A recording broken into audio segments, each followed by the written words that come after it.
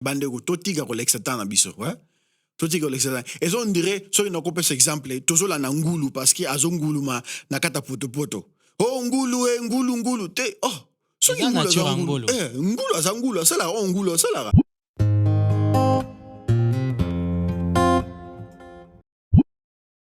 Greetings, bandeko baningami. Nos amis de Danding, nos amis de Balaning, so we love you so much. Again. Yeah. Et tu sais, nous quand zongi, tu comment actualiser donc ma caméra sur les cas donc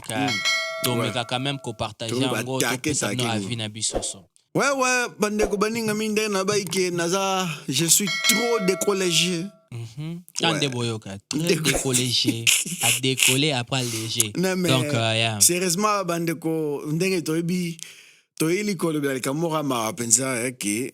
a participer tolingo lobela likambo ya peniel c'est na biso peniel parce que to comprendre ser peniel azongi susu liboso ya réseaux sociaux tout ça na makambo zo le kanasiko yo par rapport à ya ba vidéo oyo na ba photo de ce mona en ligne tout ça quoi par rapport ngasko na lobela par rapport ya yemo ser makambo na frère na biso Mike ndenge parce que ndenge zabwe makambo so sera sala to zoko tsaka pa faire Mike nakati ya liboso na na et qui m'a été ils allaient toujours attaché na frère Mike bien sûr parce que bazana bana quoi tout ça mais alors ngana ngolo ba pas communauté na biso et alors moi il faut te comprendre Peniel to ya roye ba travaux na travaux ya Mike au travers hein au travers merci au travers ya Mike Kalambay sans ya Mike Kalambay biso il fallait pas to ba Peniel ndeng to ibi boelelo parce que loro nanga lo bezaki tozala toke ba mamuke parce que tozolanda Peniel on dirait Peniel abimis alobay ki aza évangéliste aza pasteur aza nini Peniel amila kisa bonte ne bandeli amela kisate ke aza mama pasteur aza mama diacre aza mama nini toyebaika ko mwasi ya Mike mwasi ya Mike moro ndenge bakutana kina Peniel ye mora ebi mais loko na lingite ke banango parce que tozo bungisa beat ya likambo parce qu'on revient à Peniel za via Peniel azate exemplaire pona baser na biso pona ba jeune biso te ezaka parce que aziena Mike yena ya Mike bazaki na mwana babota tout ça ya wana ndeli kamuto komo lande ezo ndre tozo image ya Mike to lingito chango likola Peniel Peniel aza troba aza jeune fille par rapport à âge azana moi âge na biso quoi tout ça ezate ke na lingi ko excuser buso ba osala te ezake na lingi to boss na beat te ke Peniel ayebi parce que so ke zela raté ke Peniel na ya Mike bazaki ensemble oh ba bota mwana ma compagnie na osala fait to kipete il fait to baka ba jeune mutu moko be normal a osala buso ba moko tout ça ezaka nde parce que ndenge aza associé avec ya Mike yanga nde tozo komisa on dirait volume moko parce que ezondre eloko oyo o vie oyo tozo linga ye amener eza nango vie na été eza nango oyo ye azate parce que abandi ko like sabiso oyo ye azali banda yena ya Mike simbi nango te par rapport à ndenge azo ningana na réseaux sociaux tout ça ndenge vine ndenge chemene ndenge azo tambola azo like sabiso oyo ye azali tondi mae na oyo azali pe to chai na côté na ye pe biso to continuer liboso oyo nde bazo telema komba exemplaire na biso wana nde to landa nazo ko na bien sûr que buzoba oyo azosala eza vraiment buzoba to boite eza buzoba parce que ça makambo dozo mona surtout eza makambo to moni mingi na ba États-Unis on dit que ça ba sex tape tout ça bilora na nyoso ouais eza buzoba to boite mais elo nazo ba beat eza nini litomba nango eza nini ko pona ko landele ne to landele bo litomba nango eza nini to lingi ko laksa nini to lingi ko loba nini bisika pena ngana ko fande la penza ngapena fande za ke bande ko totika ko laksa tana biso ouais totika ko laksa et on dirait so ina ko pesa exemple tozola na ngulu parce que azongulu ma nakata poto oh ngulu te oh so ngulu azangulu sala ngulu sala ezate ke nazo finga Peniel na ba Peniel azangulu non mais nature ya muto ezanini nature nezanini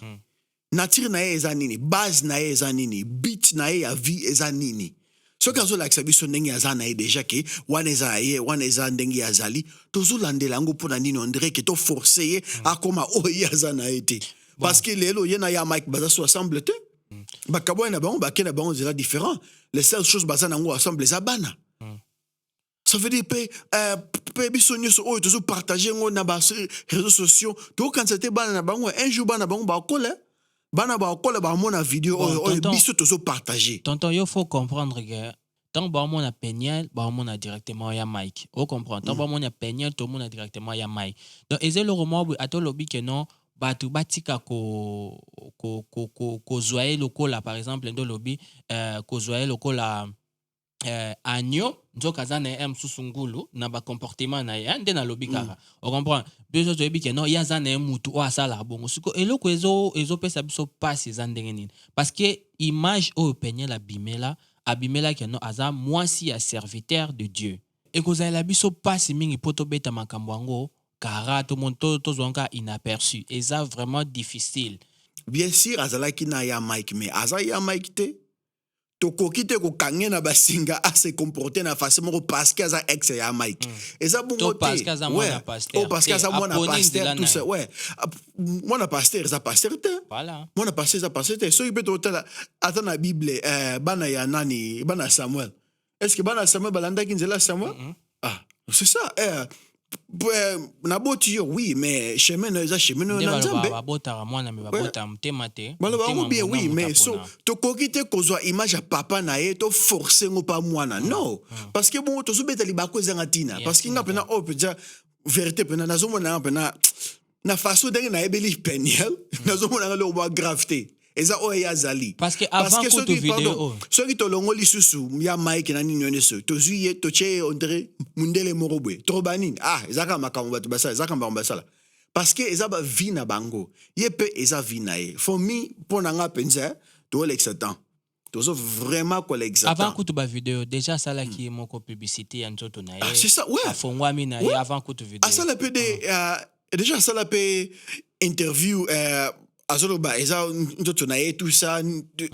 eza oya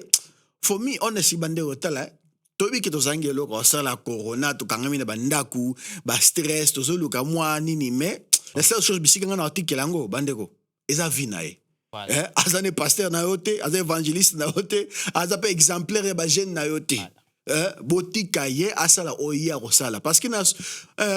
na suka ya nyonso akosala oyo akosala eloka oyo eza pasi yeke ozobeta libaku ya pamba papa fanda no na ndako lia semu tokisa mwa makaskila na mwa madeso oli olali makaskila sindeni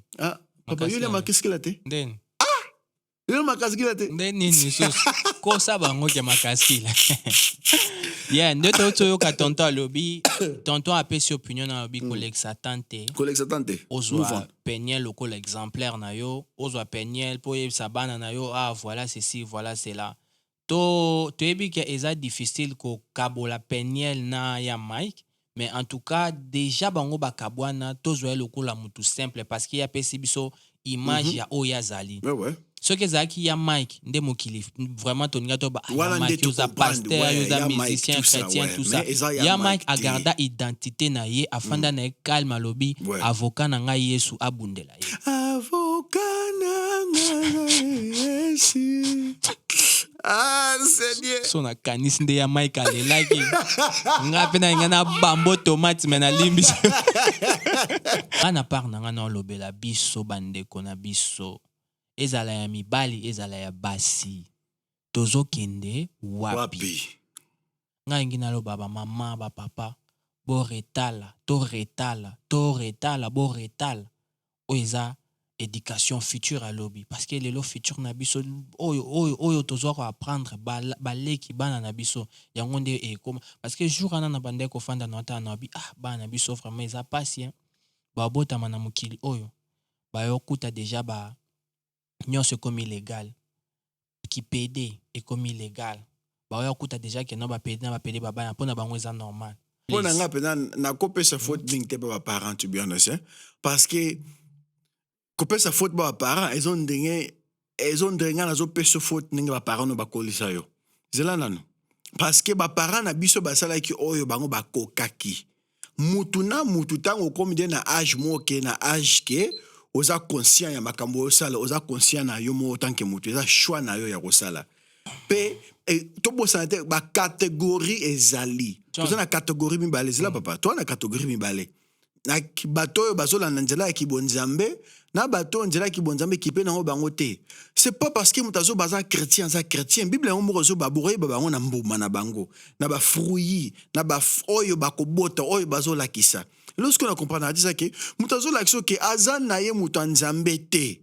siko puna nini yo ozo juger ye na ba catégorie que on dirait za mutanzambe te ngata na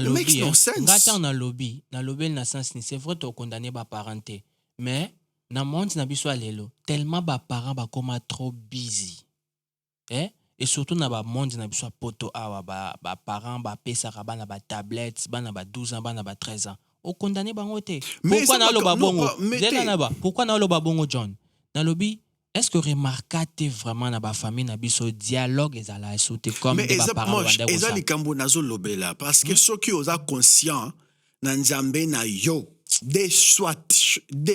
choses ozana mokili ozana kata kibonzambe na kata kibonzambe atana bible ezola kisandenge ya kokolisa mwana soki okosalisa yango te yo kosala ndenga mokili ça veut dire ozo servir no mokili mpona na kupona te ndenge ni bato balinga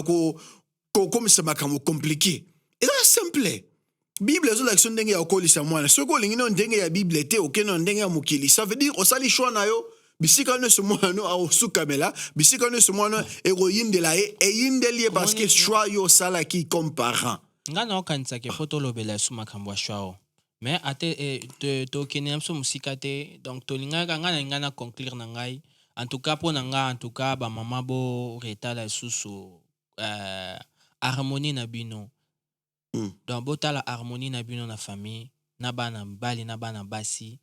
makambo na olo bango na boy na ko seka lelo mingi mais parce que esa la passe ouais eza pena makambo vérité penza eza makambo so nezo lekana mais mawa eza ke toye bandenge ya ko séparer ba catégorie mibale voilà oza ya nzambe oza ya mokili soki mutazo manifester makambo na bizalini ki azane ya nzambe te to forcer été na kati ya ba droit ya kibonzambe to forcer été mais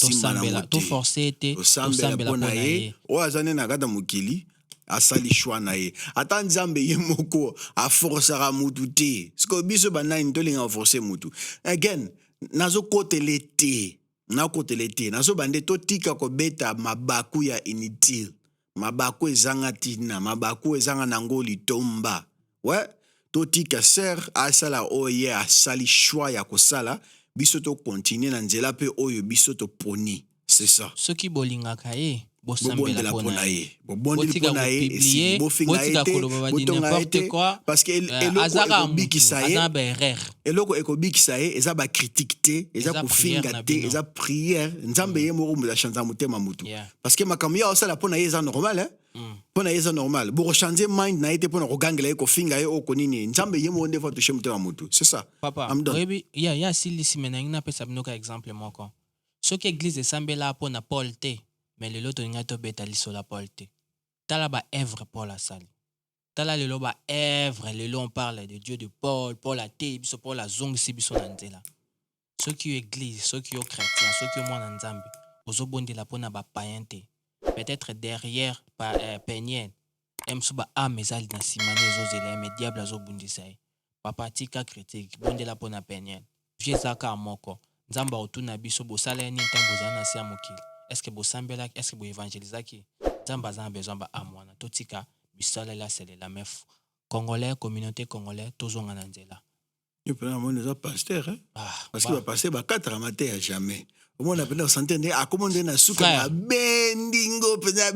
otala ngai tanga misu anyways bandeko merci beaucoup za mamba bino suspenana ne bolanda biso ouais to suki na biso ka kuna to ayika pona ka ko le blaka le kambo zo le kana parce que to yebi ke biso ne so to za ko to za pena sujet mususu anyways so oya ser wana ser a prophète ser a prophétesse wana to landele pesima pas problème ça pas la bino encore. Thank you very much. Bandeko is dending. Bandeko is balaning. Très déçu.